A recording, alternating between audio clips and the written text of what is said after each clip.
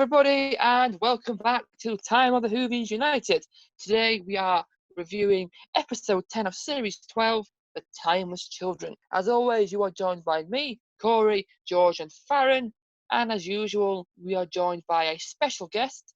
So, mystery guest, reveal yourself. Hello, I'm Elliott. You may know me on YouTube as EMS Productions. I'm very happy to be coming to join today to talk about what is a very interesting episode, shall we say? Very interesting, he says through gritted teeth. This is going to be a wild one. Everyone's going to hate Farren for this. This is going to be wild, yeah. So quickly, everybody hates me anyway, it's fine. It's fine, Elliott. If you'd like to quickly give a little rundown of your channel for those who don't know who you are, that would be great. Yeah, sure. So I basically am a Doctor Who YouTuber. I do reviews, reactions, news videos. But some people may be from the people that I'm the person who's always been doing a lot of unreleased music in the past and extracting the soundtracks from various episodes. That's kind of where my YouTube started. And now got into chatting about it a bit more, and a great platform to do it, I think. Excellent stuff, yeah, great. So what we'll move straight into the review. So, Elliott, we'll start with you. What are your initial thoughts for this episode? I think my overall opinion, which may differ from you all, is fairly positive about this episode. Right from the off, it felt like a more exciting and engaging and interesting finale than Series 11, which was always very likely, but I was pleased to see that kind of came out of it. First shout out I want to give is to Sacha Dhawan, who I think was unbelievable as the Master in this episode. Like, his performance was incredible. He just brought out, I felt like, every single incarnation of the character all in that one performance in this episode. I thought just the craziness he had, the sort of suave diva as well, him completely bonkers wanting to take over the entire universe was just of that side of things. For absolute starters, everything on Gallifrey, it was great to see Gallifrey see it in more detail. Visually, it was shot amazingly. All the sort of CGI and effects they've done on that, sort of practical effects, looked incredible as well. Plot-wise, I think this story, it's kind of half of the story about reveals and telling us about the past and the whole child stuff, and then the other half of the story is kind of this cyber time laws, the Master wanting to rule the universe thing, which I feel like are meshed reasonably well together. Like, it's kind of, we go from one bit where we're kind of progressing the plot to the next bit where we're giving some info from the past. I'm sure the key point of contention is what we learned about the timeless child in this episode.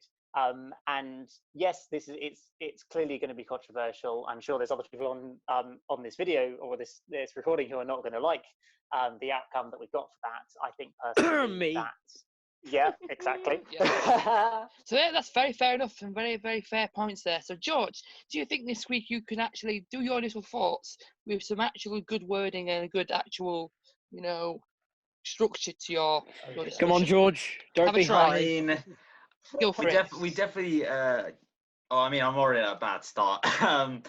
But next for the aftermath, definitely. I don't want to repeat myself. I don't want to repeat Elliott because I totally agree with everything about his opinion. I agree with it. Throughout obviously, I missed the first 5 minutes, so it took a while to get into the story. But I like Jodie and the Master. It really felt like, obviously, before getting Farren's opinion, I was like, oh dear. But I was like, so Doctor Who ended in Twice Upon a Time. Oh, it just came back for a one-off special. Wow, what happened in that time? Mad. It was good. I'm basically saying this felt like a Doctor Who episode. I enjoyed it. It's good to hear that. So, Farren, please enlighten us on how you thought initially. This is going to be a ride. Certainly be. Please be brief. Please be brief. I am lost for words. In fact, no, I'm not lost for words. There are many words that I could use at this point, but this is a video that children might be watching, so I won't use some of those words. What the hell was that? Is my short. It was a bad word. Yeah. Oh well, shut up.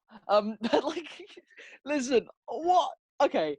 I don't think I've ever been this angry, to be honest. I'm masking it very well, however. Well, I hope I'm masking it well. Chris Chibnall has just ruined the Doctor, the Time Lords, and the Cybermen all in one go.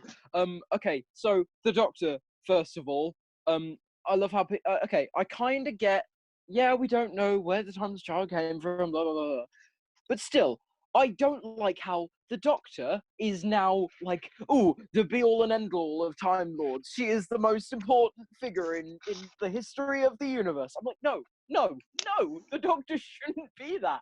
The Doctor isn't that. If you know anything about Doctor Who, you know that the Doctor is a misfit. He's a rebel, okay? He was just some kid from another planet who thought, you know what? I'm going to save the universe because that's the right thing to do. He's just a good person. He or she is just a good person. Just passing through, helping out, learning. Okay? He's not freaking Anakin Skywalker. He's not the chosen one. He's not bloody Superman. Just leave him alone.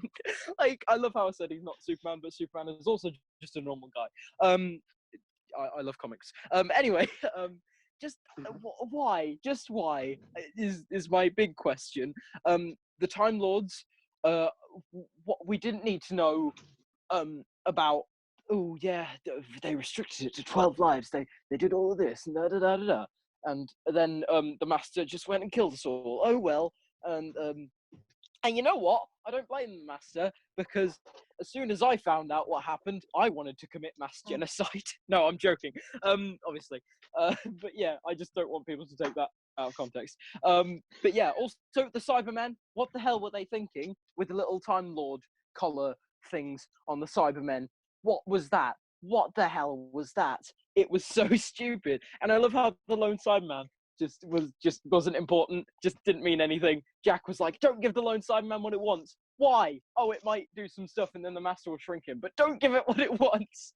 What? Oh god, I'm just annoyed. I'm just very annoyed right now. Yeah, you know what, Farren? That's completely fine, you know. That's a well-structured argument, you know, I can't argue with that. So I'll move on to mine. These are my exact words. Christ on a bike. Chibnall, you are a daring man for doing what you've done tonight. I am lost for words, but I don't think it was as bad as I was expecting. I had a lot lower expectations from all the rumours, and I don't think this is quite hit as low as I thought. So currently, I'm not angry or disappointed. I'm actually taking it pretty well, and I think I could get along with what they did tonight. And yeah, I'm okay. I enjoyed it. I think it was good. So we'll move on now to the characters and villains. So Elliott, what did you think of the characters and villains in this episode today? So yes, as I mentioned, I love the Sacha Dhawan Master. Like, he was clearly the highlight of this episode, and I think it was noticeable that Jodie didn't get that much to do in the first 40 minutes. Really, like, she very much had little dialogue, and it felt like the Master was almost the main character of the story. And it's the same fam who have basically nothing to do in this episode apart from try and escape the Cybermen, which they do somehow. I feel one or two of them in this episode, and that would have worked better. But it's certainly a shame that they had nothing to do with the plot at all. They were literally kind of scenes dropped in to try and pad out between the big Gallifrey and Master Doctor scenes, which was a little bit of a shame. You would hope to see it, eh? There are some that would hope to see it. Okay, so George, what was your thoughts on the characters and villains? I thought that a companion was going to die, at least like any of three of them. I mean, throughout the last week they were saying, "Oh, you've been a long way, Graham," and then there was a line between Graham and Yaz out of place. It was a bit random, but I thought someone was going to die between them. And you know, I mean, all I've been. No, Farren, you have your time. You have your time. Oh my god, I'm sorry. I had just a comment to say. Let him speak first. The old guy. I don't feel like he earned his death. I felt like a companion should have ran in. Like, yeah, it's because she got emotional. I think that would have been better. I mean, me and Farren would be cheering like, yes! Yeah, but that didn't happen. Yes. That didn't happen. That's why it's a 0 out of 10, because Yaz didn't die and help the Doctor. Oh my god! And the lone Cyberman was pointless. But I like Jodie. Jodie had some great lines. I mean, when she was in the dream area and then she said, "I'm back. I can talk to myself." I was like, "Oh god, no, we were so close." But yeah, I liked them all. The Master. Oh my god, he brilliant performance. He should have been with Matt Smith. Okay, Farren. Yeah. Farren. Okay. I have a lot to. No, I don't have a lot to say about the Master. I just have a bit to say about the Master. I am just. It's just disappointing more than anything that Sacha Dhawan, who is such a great actor, he is so good as the Master. He is up there with like Roger Delgado and John Sim and Michelle Gomez. He is absolutely phenomenal. So it's a shame to see him wasted in such a horrible era of Doctor Who and such a horrible episode. And it's just a massive shame. And yeah, and basically, and all the acting in this episode was good. I liked most of the characters. There was some good moments. It's just the story and the plot that got to me, but we'll talk about them more in the random thoughts. Jodie was good. She's a good actress. The companions were good. I have nothing else to say. I mean, yeah, some of the side characters just felt like, oh yeah, like the whole Cybermen thing. Apart from the Time Lords, then like becoming Time Lord Cybermen hybrids at the end, which was the dumbest idea ever.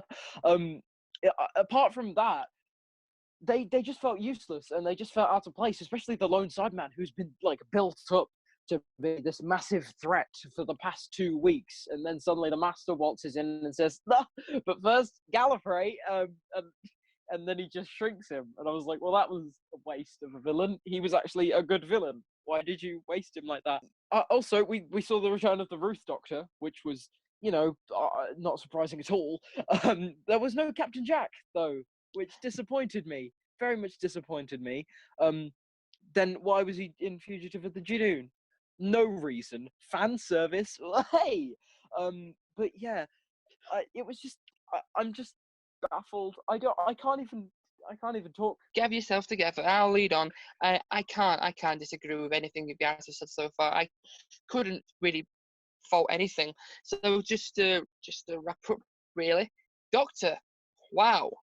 Master, phenomenal. Cyberman, Ash had underused. But yeah, nothing much. It was really the Doctor and the Master.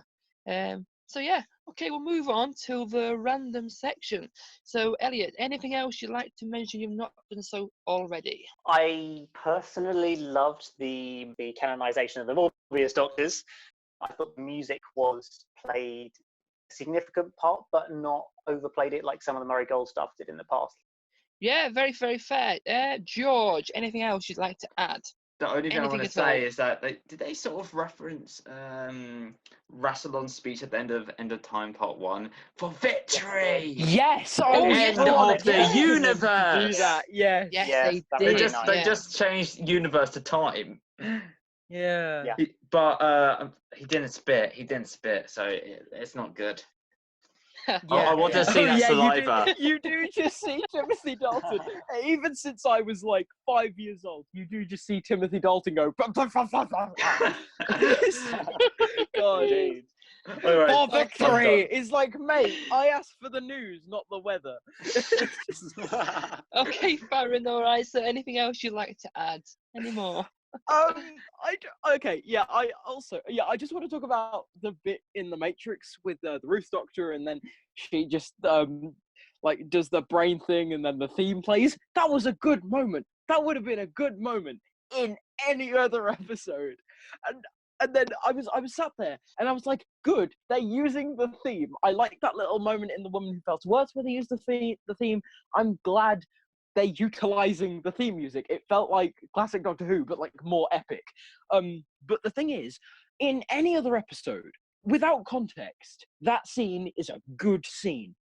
But in context, it is just in the episode, it feels wasted. Once again, it's a waste to have such a good scene like this be in such an awful episode.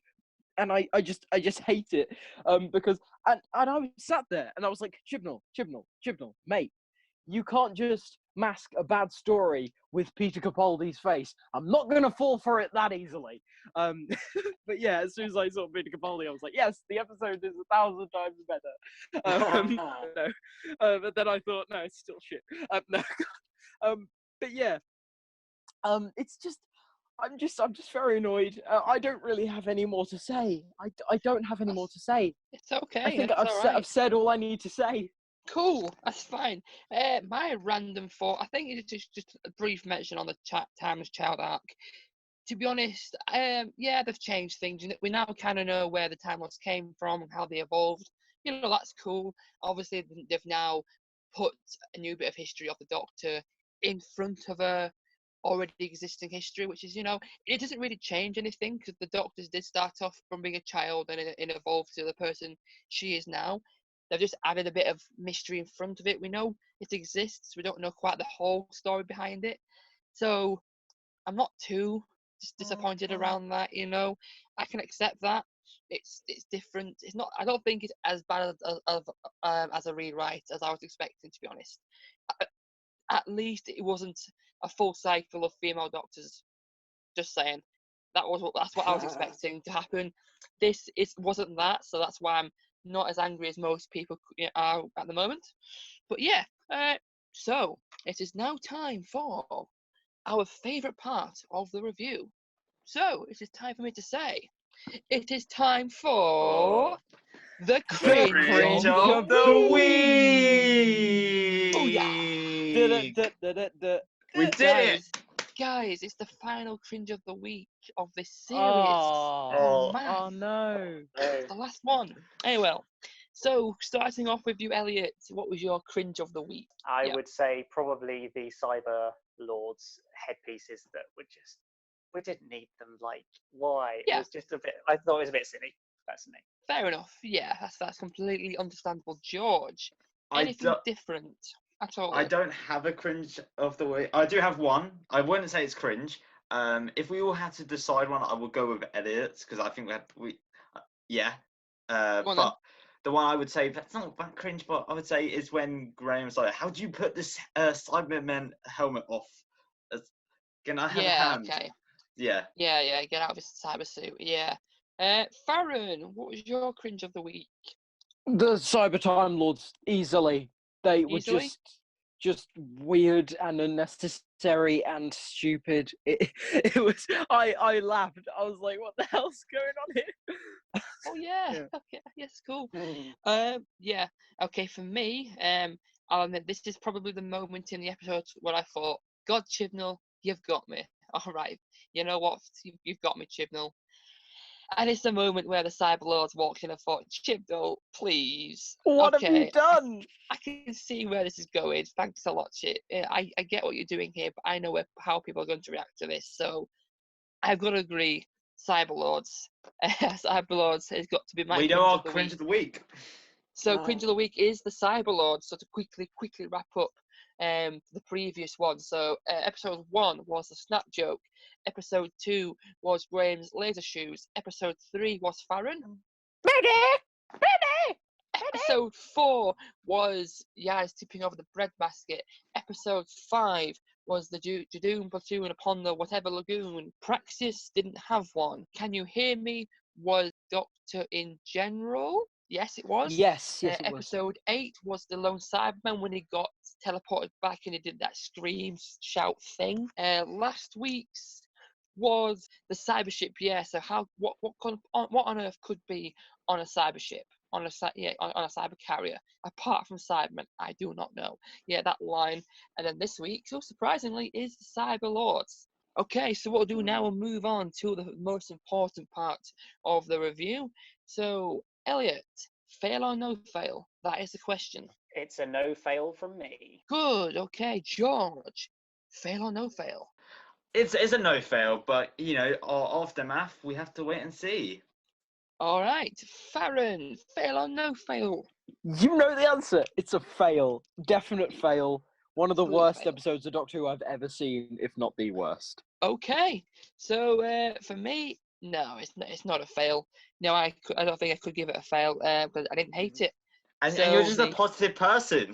You just can't give anything except for. It's not a bad thing. It's not a bad thing. You know what, Corey? We're just gonna appreciate the fact that you are a positive person. We need to appreciate the fact. And we need to appreciate Farren for being the exact opposite. Yep, we need to. Yep, for being the old. Get Corey and Farren to make a video together. The thing is, though, Farren, your points are well explained with lots of with a lot of reasoning, and it's just not rambling words. You have with a lot of point and a lot of explanation behind it, a lot of thought.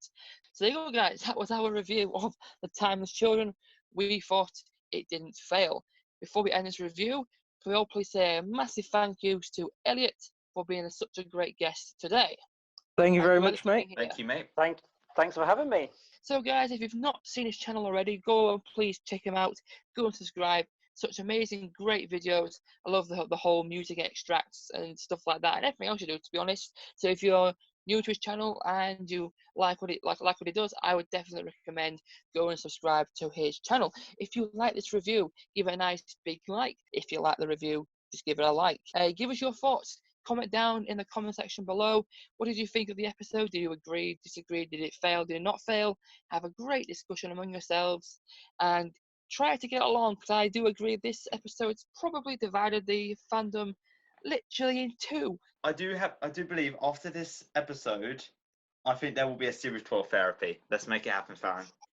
Oh God, yeah. Maybe there will be. Another controversial video. Yep. Perhaps there will be. So you go, guys, let us know what you thought in the comments below. If you're new to the channel or you like our reviews or the videos that you see, go and subscribe right now. We are literally so close to reaching 800 subscribers. So if you could help us push us over that milestone, that would be amazing. You know, you at home right now, if you're thinking to yourself, do I subscribe to this channel? You should do it right now, because you know the doctor says so, and so does Emperor Palpatine. But yes, yes, do it right now. So there you go, guys. That was our review of The Timeless Children. Hope you enjoyed it like most of us. Thank you so much for watching. We shall see you next time. See ya.